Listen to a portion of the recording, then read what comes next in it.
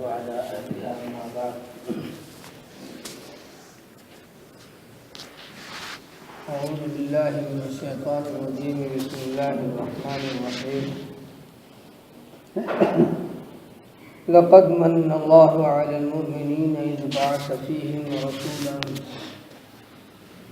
منهم يتلو عليهم آياته ويزكيهم ويعلمهم الكتاب والحكمة وإن كانوا من قبل لفي ضلال مبين.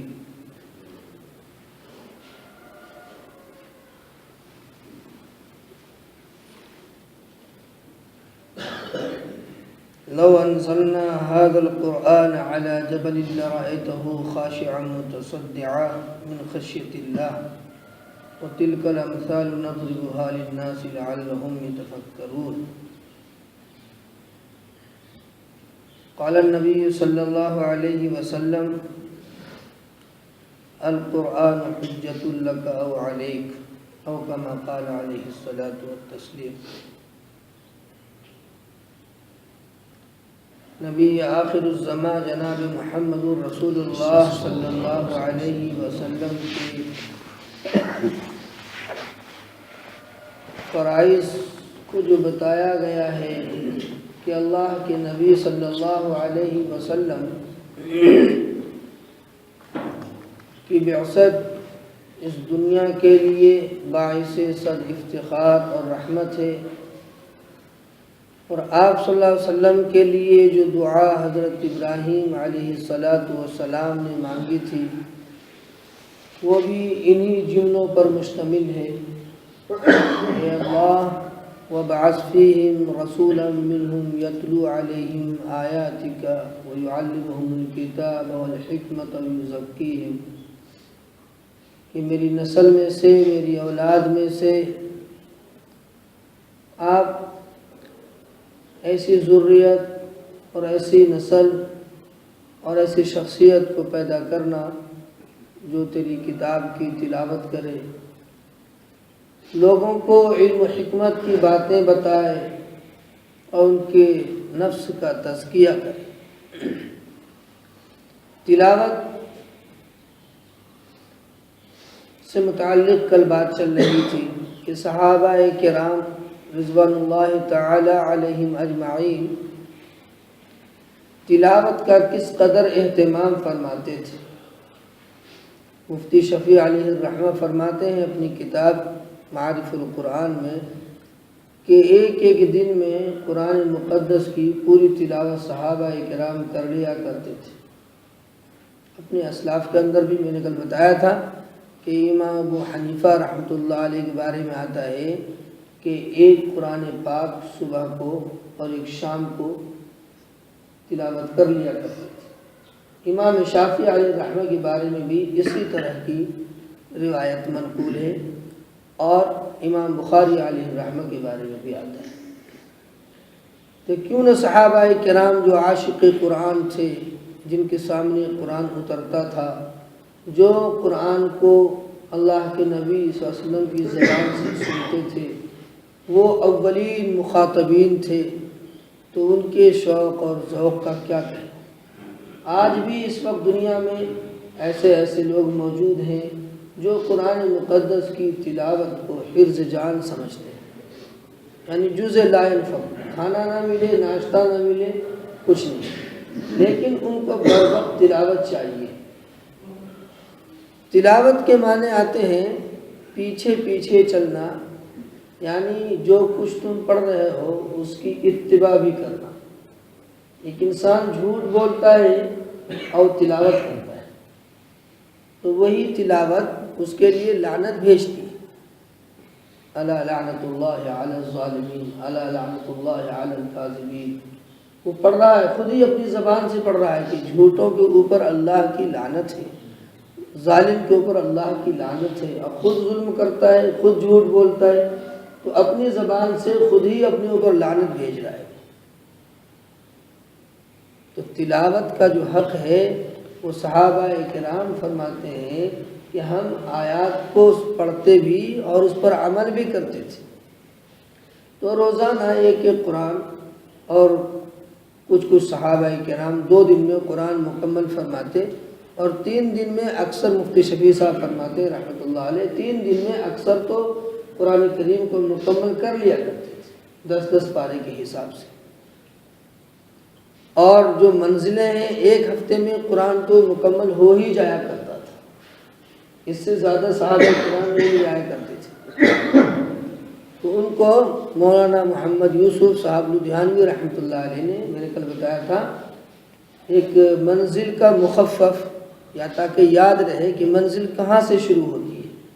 فمی بشو، فا سے مراد سورہ فاتحہ سے پہلی منزل شروع ہوتی ہے، اور یا سے مراد، میم سے مراد سورۃ المائدہ سے شروع ہوتی ہے دوسری منزل، اور یا سے مراد سورہ یونس سے شروع ہوتی ہے تیسری منزل، با سے مراد بنی اسرائیل سے شروع ہوتی ہے چوتھی منزل، اور شین سے مراد سورۃ الشعراء سے شروع ہوتی ہے 5ویں منزل، اور واو سے مراد والصافات سے شروع ہوتی ہے 6ٹھی منزل، اور قاف سے مراد سورۃ القاف جو ابھی امام صاحب نے نماز میں تلاوت فرمائی پہلی رکعت میں، اور اس کا کچھ حصہ دوسری رکعت میں، یہ 7ویں منزل۔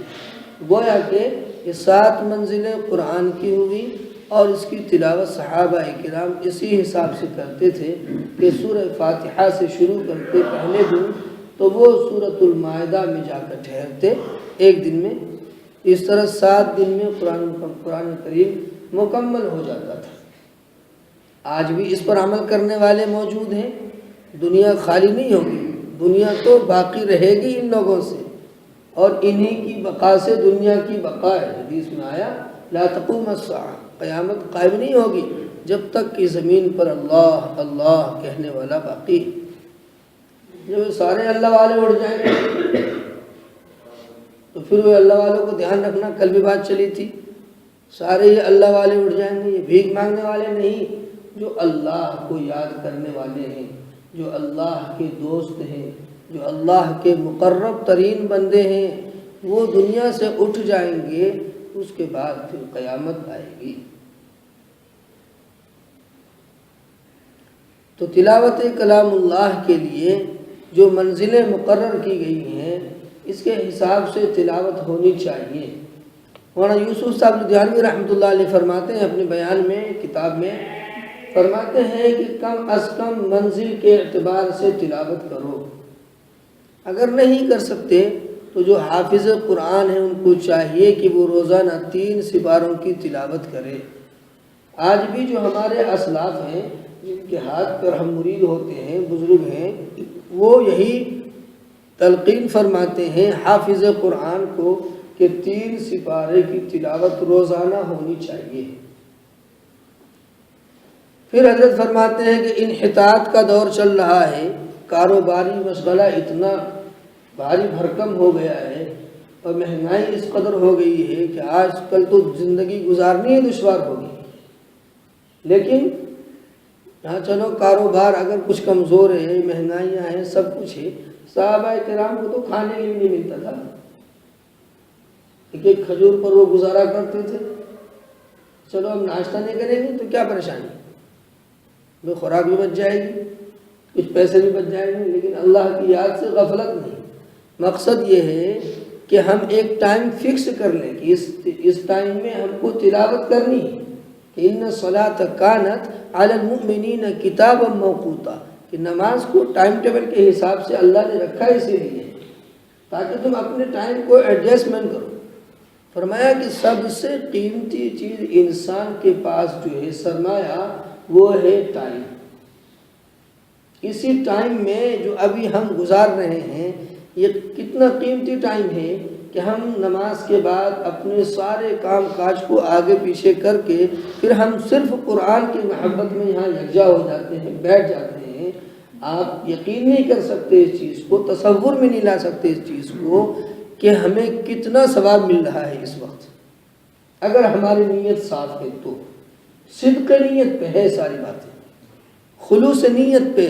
اعمال جو مرتب ہوتے ہیں وہ صدق نیت پر ہوتے ہیں، ریا سے نہیں ہوتے، دکھاوے سے نہیں ہوتے، لوگ کیا کہیں گے، فلاں صاحب کیا کہیں گے، یار وہ بیٹھتا ہی نہیں، یار وہ چلا جاتا ہے، میں نے بیٹھوں گا تو وہ کیا کہے گا۔ نہیں، میں بیٹھوں گا صرف اللہ کے لیے۔ میں اپنے ساتھیوں میں کل ذکر کر رہا تھا کہ بھئی میری تو ذمہ داری ہے کہ میں ڈیوٹی انجام دے رہا ہوں یہاں آ کر کے، لیکن جو لوگ بیٹھتے ہیں ان کے بارے میں بالکل کہہ سکتا ہوں گارنٹی کے ساتھ کہ وہ خلوص نیت کے ساتھ بیٹھتے ہیں، ان کے اوپر کوئی ذمہ داری عائد نہیں ہے۔ گیٹ پر کوئی تلوار لے کے نہیں کھڑا ہے کہ آپ کو ٹھہرنا ہی ہوگا۔ اپنی خوش طبعی کے ساتھ اور اپنے دل کی بشاشت کے ساتھ وہ بیٹھتے ہیں۔ اس میں خلوص کا یقیناً دخل ہے، لیکن پھر بھی ہمیں ٹٹولنا ہے۔ نیت میں اگر کہیں کوئی فطور آتا ہے تو اعمال ختم ہو جاتے ہیں، خبط ہو جاتے ہیں، کیے کرائے پر پانی پھر جاتا ہے۔ تو کیوں نہ ہم اپنی نیت کو پہلے درست کر لیں۔ انما الاعمال بالنیات، بخاری شریف کی سب سے پہلی حدیث یہی ہے۔ امام بخاری علیہ الرحمہ نے یہ حدیث پیش کی اسی لیے تاکہ اعمال کے کرنے سے پہلے تم سوچ لو پہلے کہ میں کیا کرنے جا رہا ہوں۔ نماز پڑھتے ہیں، نیت درست کرتے نہیں کرتے؟ اگر نماز میں نیت درست نہیں ہوگی، نیت فرض ہے، نیت فرض ہے۔ نیت کرنا، قیام کرنا، قرات کرنا، رکوع کرنا، سجدے کرنا، یہ کیا ہے؟ یہ سب فرائض میں داخل ہے۔ اب کوئی آدمی نیت نہ کرے تو نماز نہیں ہوگی، کیونکہ فرض ادا نہیں ہوگا۔ وضو میں فرض ہیں، 4 فرض ہیں، ادا نہیں کرے گا کوئی آدمی، وضو ہوگا؟ تو جو چیز فرائض میں داخل ہے، یہ نیت جب نماز میں فرض قرار دیا گیا اس کو، اور بعض علماء کے نزدیک جو ہے امام شافعی علیہ الرحمہ کے نزدیک وضو کے لیے بھی نیت فرض ہے۔ ہمارے یہاں تو مستحب سنت ہے کہ نیت کر لو وضو کے لیے۔ اللہ تعالیٰ نے 4 باتیں ذکر کی ہیں قرآن میں۔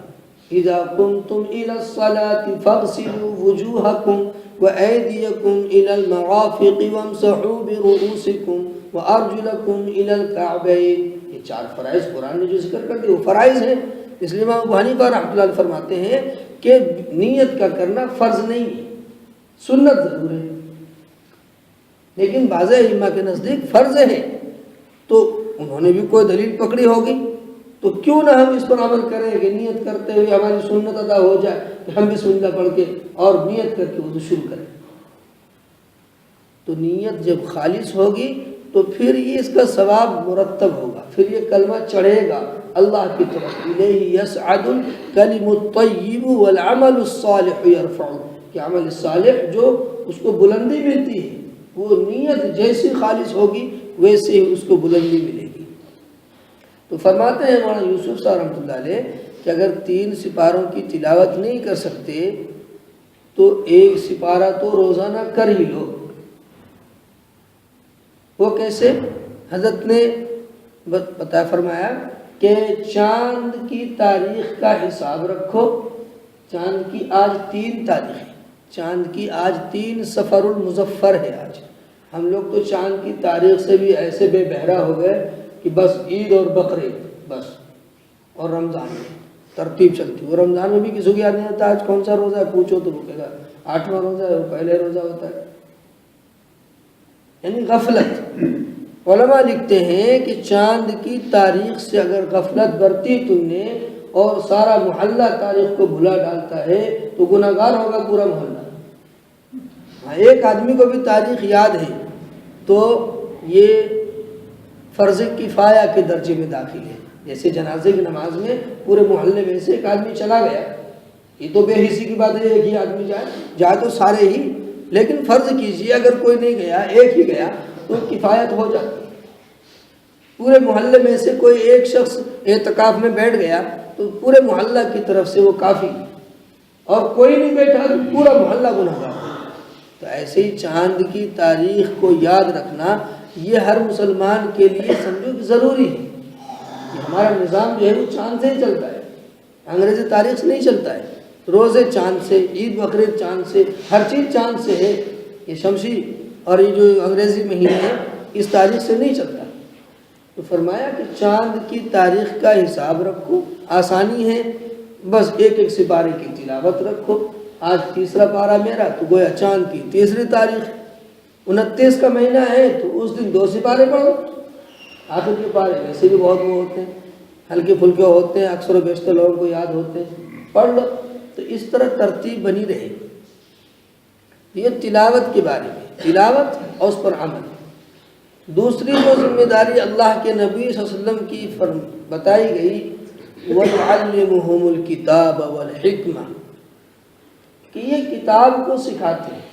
صحابہ کرام کو اللہ کے نبی صلی اللہ علیہ وسلم جو معانی، جو مطالب اور جو چیزیں اس میں ہوتی تھیں، جو صحابہ حالانکہ اہل زبان تھے، ان کی زبان بھی عرب تھی، وہ جانتے تھے، لیکن جو گہرائی ہوتی تھی اس گہرائی کو بھی اللہ کے نبی صلی اللہ علیہ وسلم بتا دیتے تھے صحابہ کرام کو، تاکہ غلطی نہ کر جائیں۔ تو صحابہ جو ہے اولین مخاطب ہیں، ان سے ہی آگے دین کو پھیلنا تھا، اور پھیلا اور پھیلتا رہے گا کل قیامت تک۔ تو اللہ کے نبی صلی اللہ علیہ وسلم اپنے صحابہ کو مضبوط شاگرد بنا کر چھوڑنا چاہتے تھے۔ ایک عام آدمی اپنے شاگرد کو چھوڑتا ہے، لوگ مثال دیتے ہیں فلاں صاحب کا شاگرد ہے بھائی، فلاں صاحب فلاں بزرگ ہیں، ان کے خلیفہ ہیں یہ۔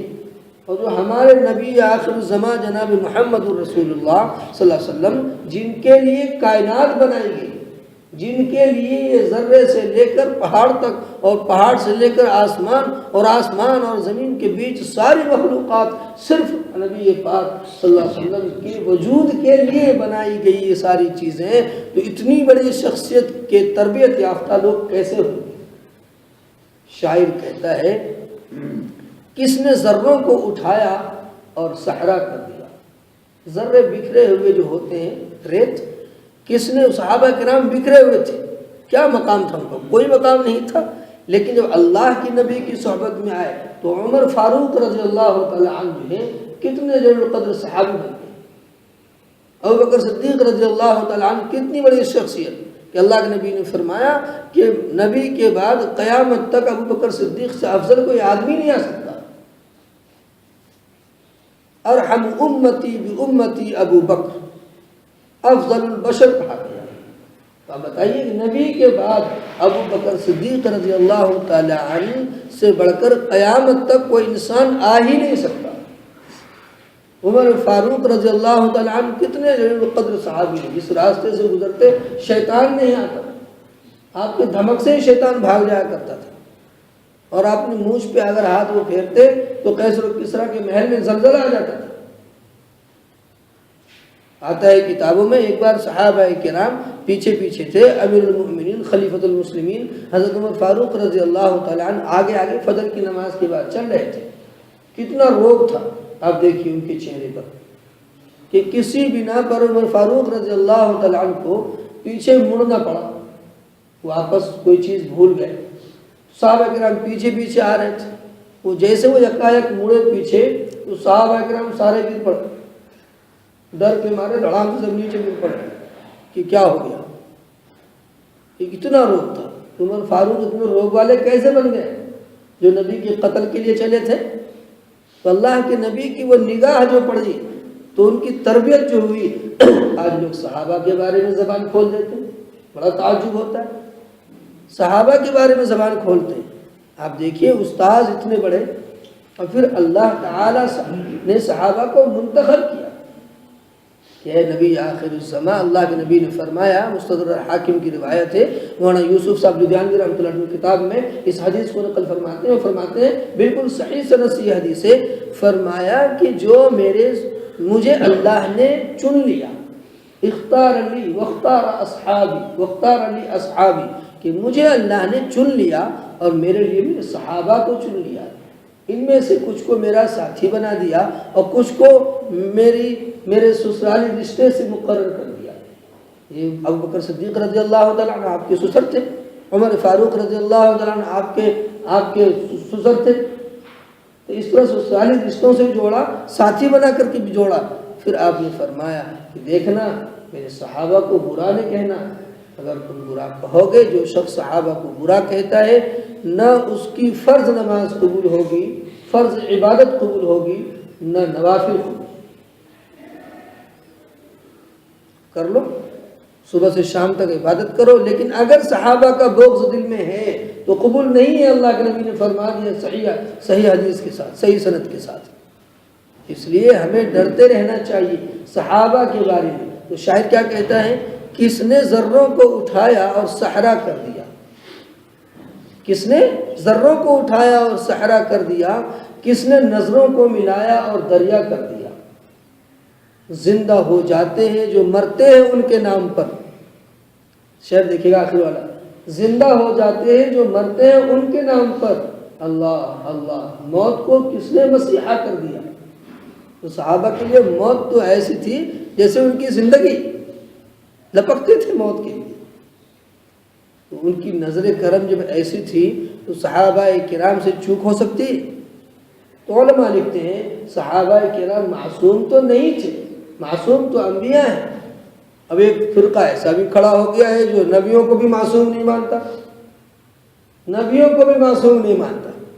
وہ فرقہ یوں کہتا ہے کہ نبیوں سے بھی غلطیاں ہوئی ہیں، تو وہ بھی معصوم نہیں مانتا. یہ مسلمانوں میں فرقہ موجود ہے، نام لینا مناسب نہیں، جو اہل علم میں وہ جانتے ہیں. دوسرا فرقہ کھڑا ہوا، اس نے صحابہ کو لعن طعن شروع کر دیا. اس میں بھی دو فرقے ہیں. ایک تو ایسے ہیں کہ جو بالکل صحابہ کرام کا ملیہ میٹ کر دیتے ہیں، ایک ہے کہ وہ اندر سے پنپ کرتے ہیں کچھ. تو اگر پنپ کر رہا ہے جب بھی، زبان درازی کر رہا ہے جب بھی، دل میں بغض رکھ رہا ہے جب بھی، ہر حالت میں خطرے سے خالی نہیں ہے. چونکہ وہ شاگرد ہیں ہمارے نبی صلی اللہ علیہ وسلم کی. ایک جگہ اللہ کے نبی صلی اللہ علیہ وسلم نے فرمایا اللہ اللہ فی اصحابی لا تتخذوهم غرضا من بعدی فمن احبهم فبحبی احبهم ومن ابغضهم فببغضی ابغضهم ومن آذاهم فمن آذانی ومن آذانی فقد آذى اللہ. کہ دیکھنا اللہ کے واسطے میرے صحابہ سے ڈرنا، ان سے بغض نہ رکھنا. جو ان سے بغض رکھے گا وہ مجھ سے بغض رکھے گا، جو مجھ سے بغض رکھے گا وہ اللہ سے بغض رکھے گا. اور آگے فرماتے ہیں جنہوں نے ان کو تکلیف پہنچائی انہوں نے مجھ کو تکلیف پہنچائی، اور جنہوں نے مجھ کو تکلیف پہنچائی انہوں نے اللہ کو تکلیف پہنچائی. آگے کے الفاظ مجھے یاد نہیں، جس کا مفہوم ہے کہ اگر کوئی ایسا کرتا ہے اس کی تباہی اور بربادی میں کوئی کسر نہیں. اب بتائیے بغض جو اللہ سے رکھے، جو نبی سے رکھے، اس کا انجام کیا ہوگا؟ تو حلیے پہ نہ جائیے اور حدیث جو پیش کر دیتے ہیں ان حدیثوں پہ نہ جائیے. امت کا عمل دیکھیے، امت کیا کہتی ہے.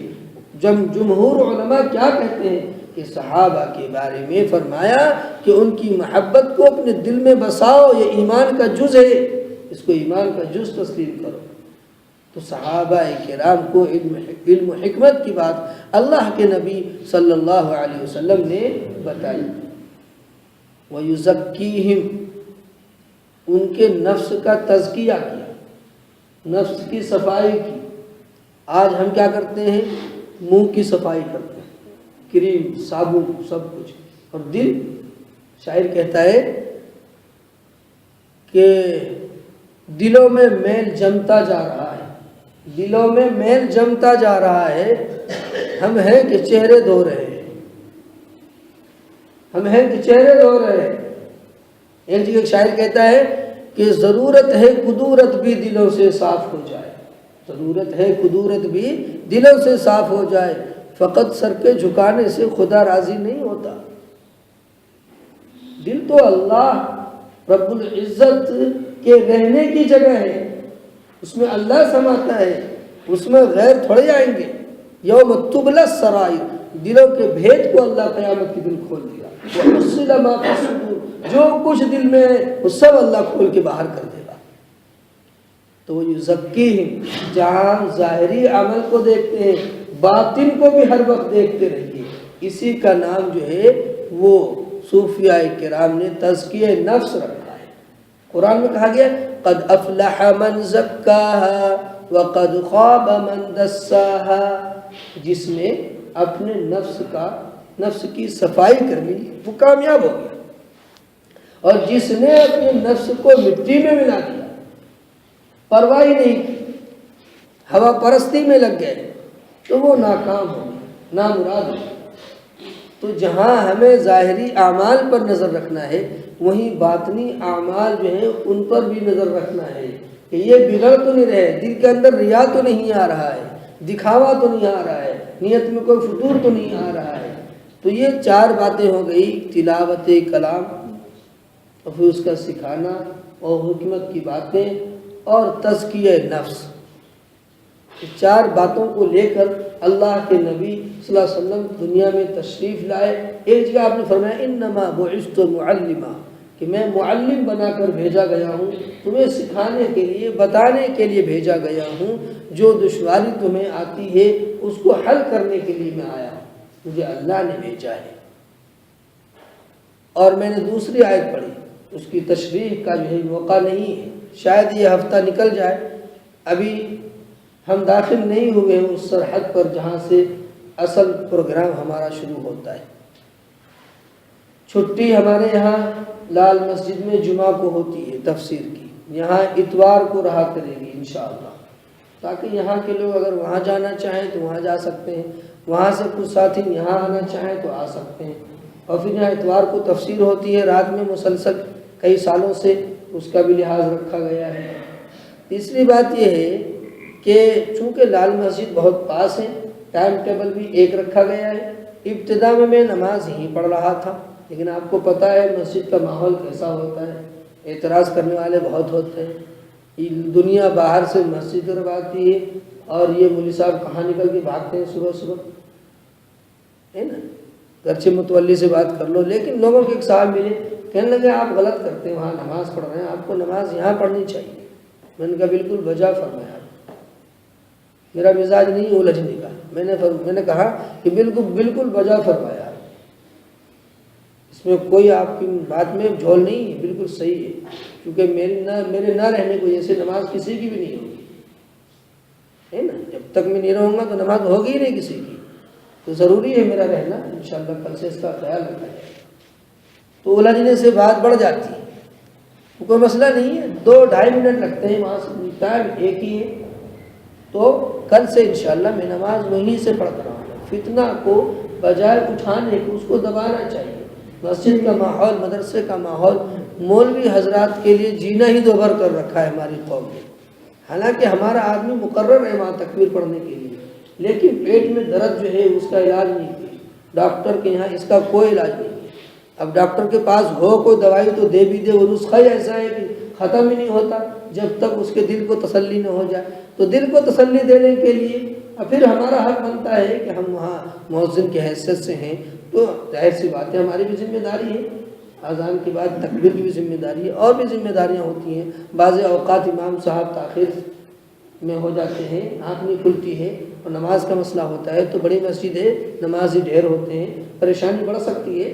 تو ابتدا میں تاکہ آپ لوگ بیٹھ جائیں، مجلس جم جائے، اور جن کو شوق ہے وہ تو بیٹھیں گے، جو فکر لے کے بیٹھنے والے ساتھی وہ تو بیٹھیں گے، اور بھاگنے والے بھاگیں گے۔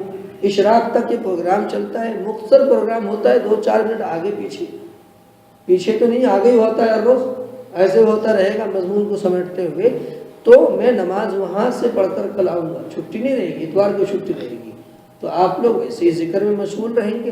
2-2.5 منٹ کا فاصلہ ہے، نماز میں آگے پیچھے کسی نے بڑی صورت پڑھ دی، کسی نے چھوٹی صورت پڑھ دی، کوئی رکوع لمبا کر رہا، کوئی چھوٹا کر رہا، بڑی ساری باتیں ہیں، تو اس لیے آپ لوگ یہاں اپنی اسی اہتمام سے بیٹھ جائیں گے، اور انشاءاللہ میں حاضر ہوتا رہوں گا، یا میری طبیعت خراب ہو جائے، یا میں دنیا ہی چھوڑ دوں، یا میں کہیں سفر پہ چلا جاؤں، وہ الگ بات ہے، لیکن جب میں یہاں موجود رہوں گا تو انشاءاللہ آؤں گا۔ اگر کسی بنا پر نہیں آ سکا تو بھائی عرفان صاحب کا نمبر میرے پاس ہے، میں ان کو مطلع کر دیا کروں گا، اور وہ آپ کو بتا دیا کریں گے۔